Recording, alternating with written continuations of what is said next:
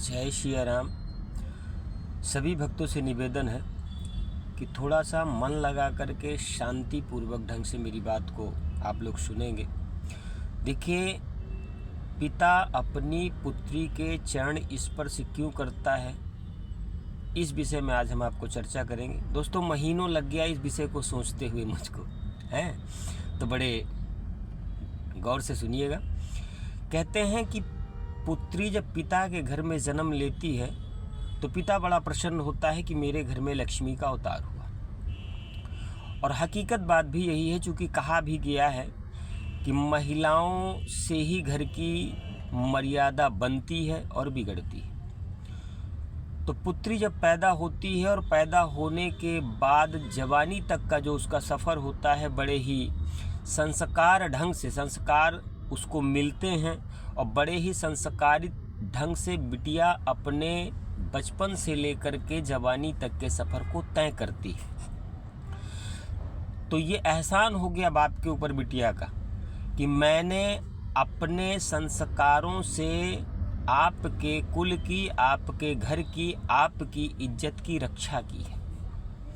और वही बिटिया जब अपने पति के घर जाती है, पिता के द्वारा पति के हाथों में अपनी पुत्री का हाथ सौंपा जाता है, पिता कन्यादान करता है, पिता पुत्री के पांव पूजता है और मन में विचार करते हुए जब बिटिया को डोली में बिठा करके विदा करता है दोस्तों, तो वो मन में सोचता है कि तेरे द्वारा जो मेरे घर की मर्यादा की रक्षा की गई है,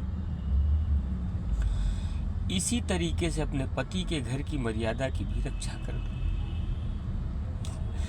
और हमेशा इस बात को ध्यान में रखना कि तेरे बाप के घर में पति के घर से किसी तरीके का उलाहना, किसी तरीके की शिकायत ना आए और अपनी मर्यादा को बचाए रखना। ये बात बिटिया सोचते हुए ताउम्र अपने पति के घर में अपने बाप की दी हुई शिक्षा को निभाते हुए हमेशा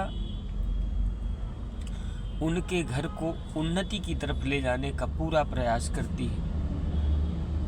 तो दोस्तों, एक निवेदन है कि अपनी बिटिया को भार नहीं बल्कि इस धरती का संस्कार मान के, इस धरती की मर्यादा मान करके सभी लोग अपनी बच्चियों से प्रेम करेंगे, उसको प्रेम पूर्वक, हंसी पूर्वक, खुशी खुशी विदा करेंगे।